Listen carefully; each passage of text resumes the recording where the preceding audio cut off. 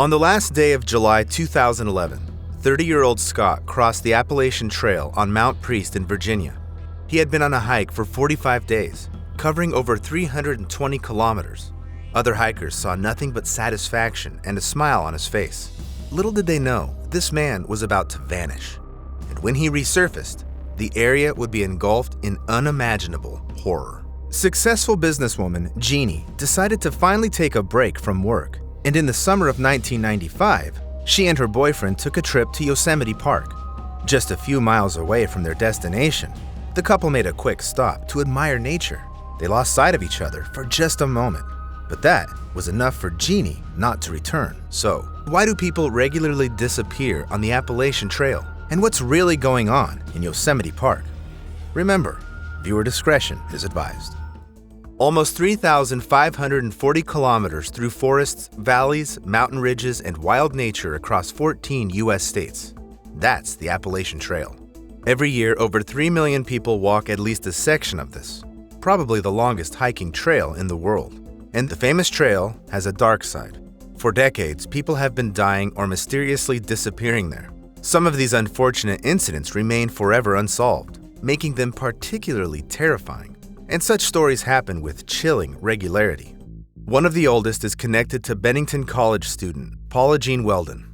In 1946, on December 1st, Paula Jean decided to relax in nature. She returned to campus and invited other students to join her. However, they were all busy, and Weldon eventually went alone. When Paula Jean didn't show up the next morning, the college administration was notified, and a campus search began. However, it quickly became clear that the student was not there, and a massive investigation unfolded. It was first known that Weldon planned to walk the Appalachian Trail. Around 2:45 p.m., she left her room, and the gas station owner across from the college confirmed that she left the college grounds. The catch was that just 9 kilometers from the dorm where Paula Jean lived, the long trail was located, a section of the Appalachian that runs across the entire state of Vermont. But the girl couldn't walk there because just the road to the trailhead would take her several hours. Considering she didn't take the necessary things for camping, she likely planned to return before sunset. It was later revealed that Weldon hitchhiked with a local contractor from the college to the intersection with Route 9. From there, the girl walked about 4 kilometers to Woodford Hollow, where the road section of the Long Trail, also known as Harbor Road, began. This is not the classic route, but one of many alternative branches that eventually intersect and merge with the Appalachian Trail. It was on Harbor Road that a group of hikers met Paula Jean on the evening of December 1st. It was getting dark, and she was still climbing up to the end of the road.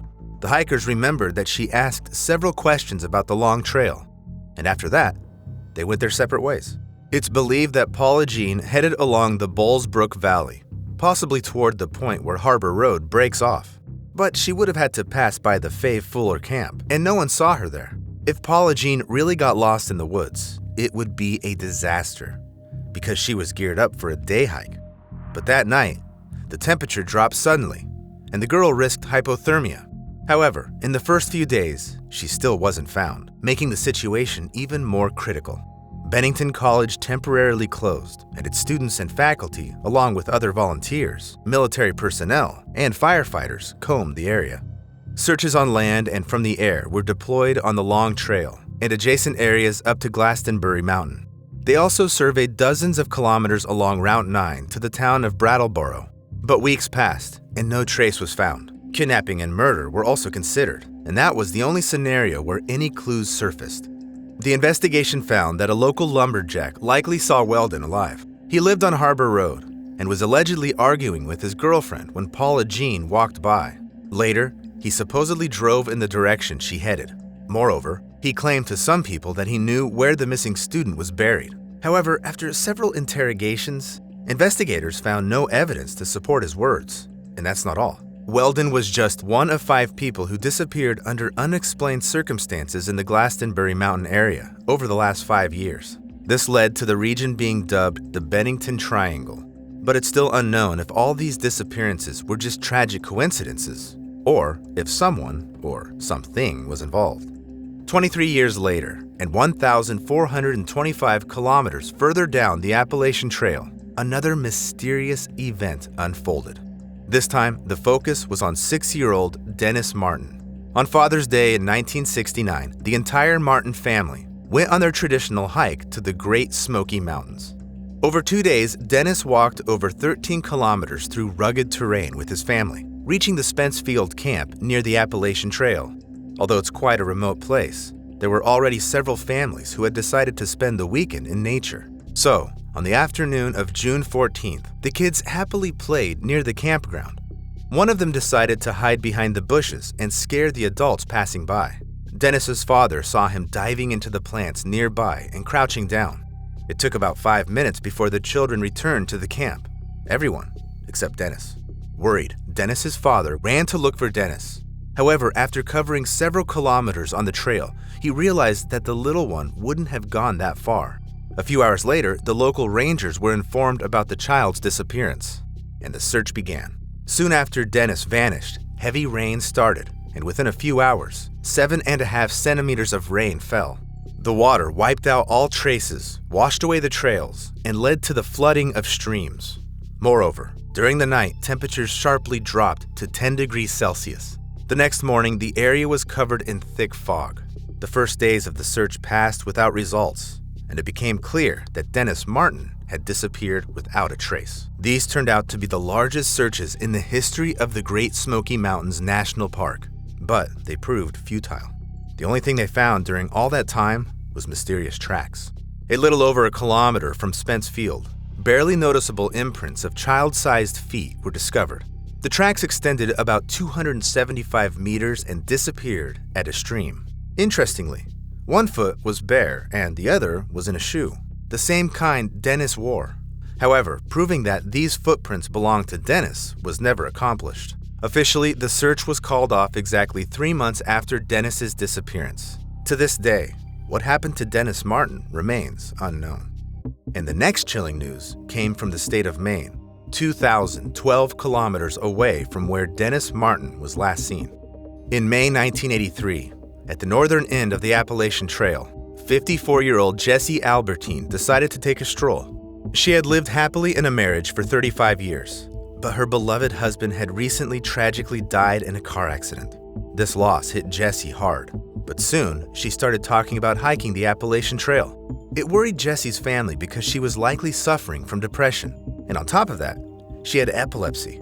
However, the woman meticulously planned her route, researched necessary information, and even arranged the required medication supply with her doctor. Jessie Albertine Hoover traveled from her native Texas to the state of Maine, covering over 3,200 kilometers. Finally, on May 16th, she reached the town of Bangor, located near the beginning of the 100-mile wilderness. That day, she called home from a hotel and was never heard from again. In the early hours of July 11th, a worried woman from Texas called the Maine State Police and reported the possible disappearance of her sister, Jessie Albertine Hoover. That's when the search started, but it immediately proved challenging because the last contact with the woman was almost 2 months ago. And that was already strange since crossing the 100-mile wilderness usually takes an average of 45 hours. At the end of May, Hoover crossed the Abel Bridge on the private Golden Road. Her presence was remembered by the attendant overseeing the crossing. The man told investigators that Jessie seemed ill-prepared, so he struck up a conversation with her. It turned out she didn't even have insect repellent, let alone proper hiking gear and clothing. And that's not all. Further investigation revealed that Jessie Hoover had only brought dried meat for sustenance, about $15 to $20, and light clothing. After that, she supposedly headed south, but if that were the case, she should have passed by the Daisy Pond checkpoint, and no one saw her there. Rangers combed the area inch by inch and interviewed all the tourists in the 100-mile wilderness for several months, but found no clues. They were sure that even if Hoover tragically died somewhere in those local woods, they would have definitely discovered her body. Yet, the woman simply vanished. Her adult daughter suspected that Jessie was indeed depressed after her husband's death. Still, she can't believe her mother wanted to disappear on her own. And let's face it, the Appalachian Trail doesn't give hikers much choice, especially when a particularly wild and brutal beast strays onto it. Just ask young Scott Lilly from Indiana. He planned to hike the Appalachian Trail section from Maryland to its end, Springer Mountain in Georgia. And on June 15, 2011, after 45 days on the road, he reached Virginia. On July 31st, he climbed Mount Priest and stayed at the shelter of the same name for tourists. Next, he was supposed to head to the old hotel trail, about 27 kilometers away, and spend the night in another shelter, Cow Camp Gap. The next day, he planned to go to the town of Buena Vista to replenish food supplies. He never showed up there. On August 12th, a group of tourists walked a side trail near Cow Camp Gap. They were enjoying the summer greenery, looking around, when suddenly they noticed something that stood out from the general landscape. On the side of the trail, there was a seemingly recently dug pit. However, as people approached, they realized it was a grave because there was a human body in it. Startled tourists immediately reported it to the rangers, and the investigation began. A few days later, it became known that the deceased was Scott Lilly. Forensic experts determined that the man died approximately 12 days before he was found. But in January of the next year, they stunned everyone with another piece of news. Scott Lilly died of strangulation. He was murdered. Since then, FBI experts took over the case. Investigators questioned 83 tourists who were near the Appalachian Trail during the same period as Scott. Later on, investigators revealed another chilling fact. Scott Lilly's shoulder bag, new hiking shoes, a Nintendo gaming console, and a computer literacy guide that were with him disappeared. Most likely, the culprit took them. Did these things become the reason for the murder of the young hiker?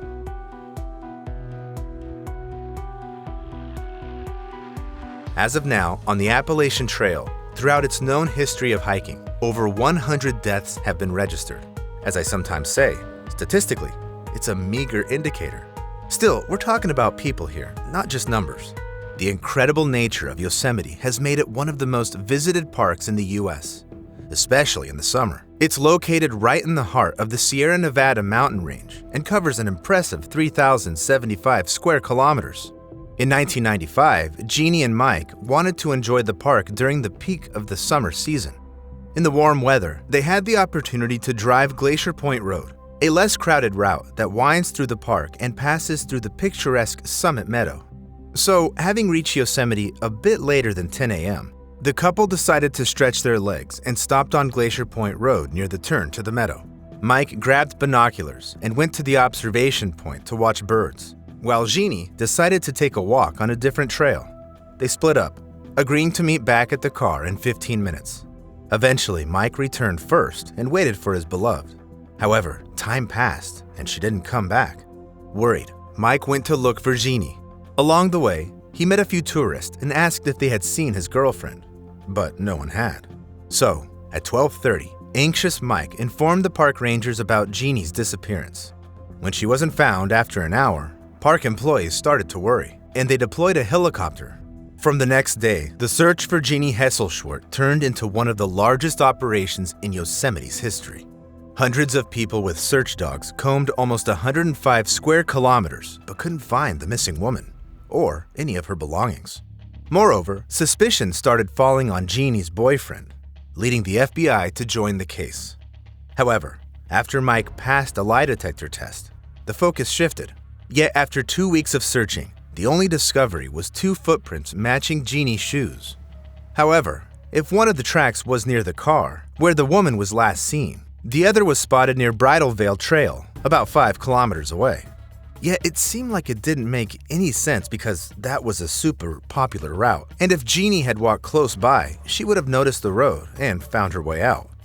So the rescuers figured that the found tracks didn't belong to the missing woman. They were hitting a dead end. But Jeannie's close ones weren't ready to give up and reached out to a private tracking school. They handed the case to a student, and the young expert started digging into all the known facts about the vanished woman and the official search efforts. And this student did notice something crucial. When he walked the same areas where Jeannie was last seen, he heard an unexpected sound. Turns out, the leaves of the aspen trees around rustled almost like the cars on the nearby road. Could this sound have thrown Jeannie Hesselschwart off track and nudged her in the wrong direction? The students speculated that it might have happened, and they started constructing a theoretical route Jeannie could have taken. Eventually, the trackers realized that Jeannie might have ended up exactly where one of the 2 footprints was found. If that was the case, she probably continued toward the evening fires in the valley, leading her to Bridal Veil Creek. If the businesswoman tried to cross the stream at that spot, especially at night, she wouldn't have held up on the slippery rocks and could have fallen. After that, there would have been no chance of getting out of the cold, turbulent waters of Bridal Veil. The students mapped out the entire route on the map and pinpointed, as they thought, the approximate location of the missing woman's demise. When they reported this to the police, they weren't taken seriously. Just under 2 months after Jeannie Hesselschwartz's disappearance, 2 fishermen spotted a body in Bridal Veil Creek. It was only a few hundred meters away from where, according to the tracker's calculations, the missing businesswoman was supposed to meet her end. Although the disappearance and death of Jeannie could be logically explained, the fact that the rustling of leaves contributed to her demise seems quite eerie. However, much more mystical and unexplained things happened within the boundaries of Yosemite. One of them occurred in July 1967. 2 young gas station employees in Yosemite Park, John Gunn and Kenneth Klein, got acquainted at work and quickly became friends. So, on the morning of July 28, 1967, they planned a trip to Yosemite Falls. That's when the guys met a tourist heading to the summit. The trio likely agreed to meet at a specific point. It was supposed to be a short hike because John had to start his evening shift at 11 p.m. However, he didn't show up for work and Kenneth didn't show up the next morning either. When it became known that the guys hadn't been seen since yesterday, the search began. They quickly found Kenneth's car in the town center near the gas station, and later, not far from El Capitan Bridge, they noticed John's parked motorcycle. Investigators assumed that the men left the bike where they planned to finish their walk, so the search focused mainly on this route. For a whole week, rescuers with search dogs combed a vast area around, but found nothing. Both men disappeared without a trace.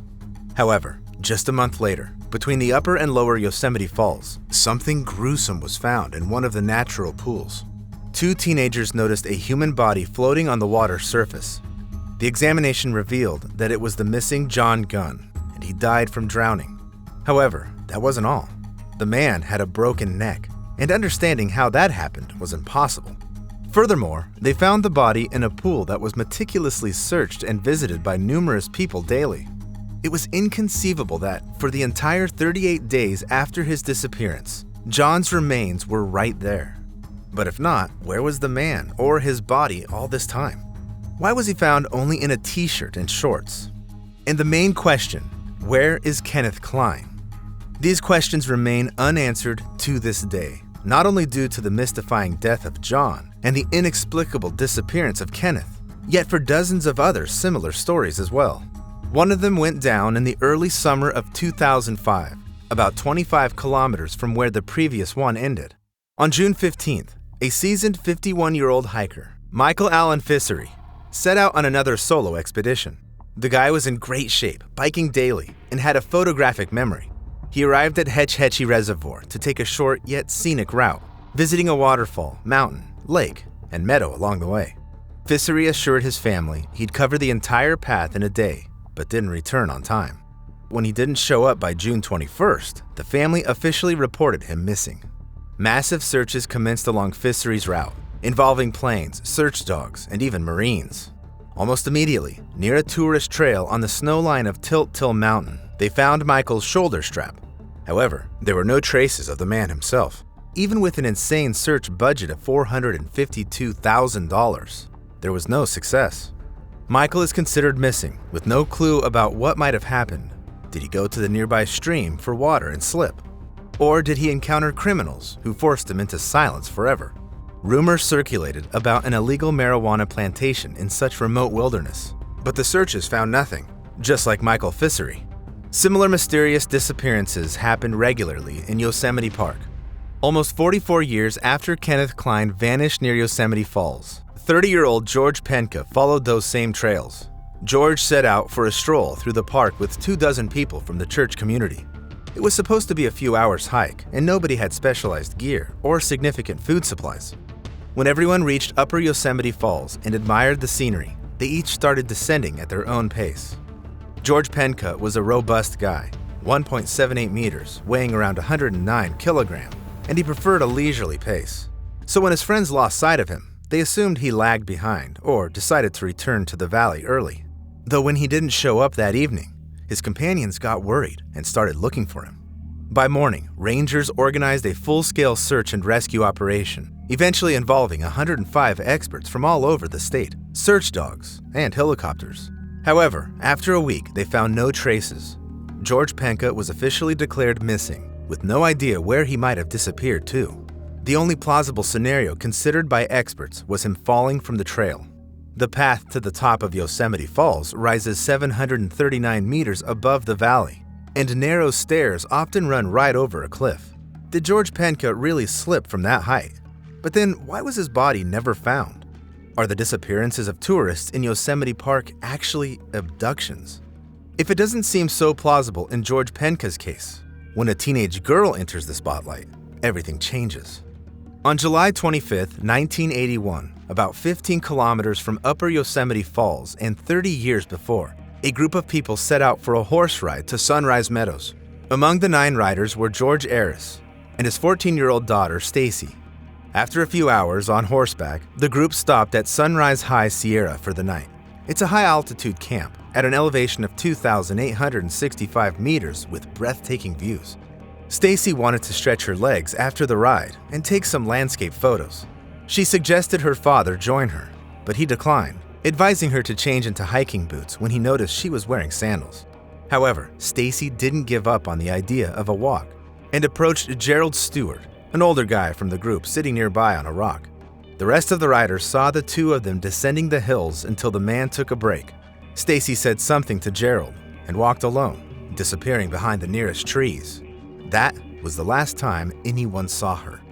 After waiting for her return, Gerald became concerned and went back to the camp to report Stacy missing. For the next 10 days, around 150 rescuers, several helicopters, and search dogs scoured the area. However, all they found was Stacy's camera lens cap and nothing more. There were no signs of a wild animal attack, and the theory that the teenager got lost on well-marked trails near the camp didn't hold up. Rumors circulated that Stacy had family, school, or boyfriend issues and wanted to run away. Still, there was no evidence, leaving only the possibility of abduction. For decades, the chilling mystery of Stacy Arras' disappearance remains unsolved. What's even wilder, 5 years before that, not too far away, another person vanished without a trace. Although this case didn't get as much attention as Stacy's, it might hold the key to Yosemite Park's dark secrets. On May 24, 1976, a young guy named Jeff Estes arrived at the park. He planned a 2-day hike to May Lake and back, following the Snow Creek Trail to Yosemite Valley. Yet this route seemed kinda odd because the dude would have had to pass through the same spot twice, which hikers usually don't do to see more in one go.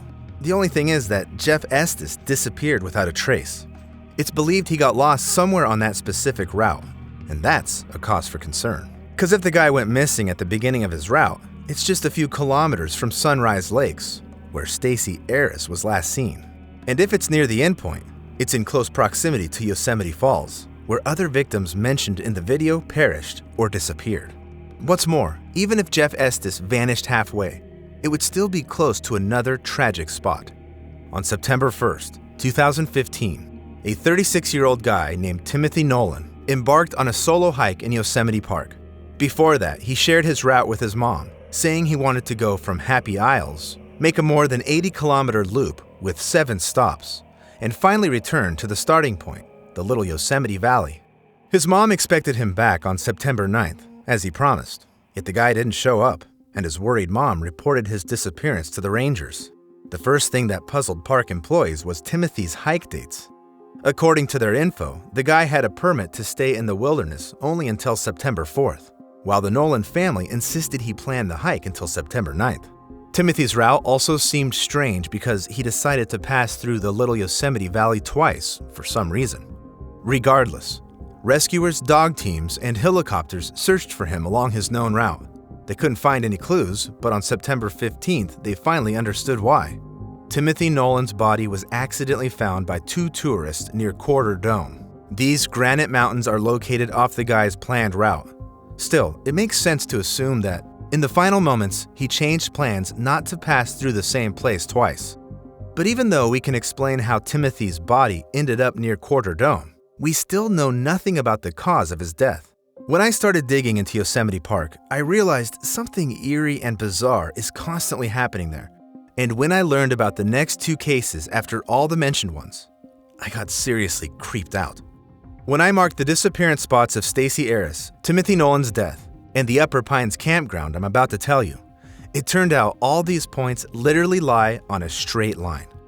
It's seriously unsettling, especially considering what went down in Yosemite in August 2018.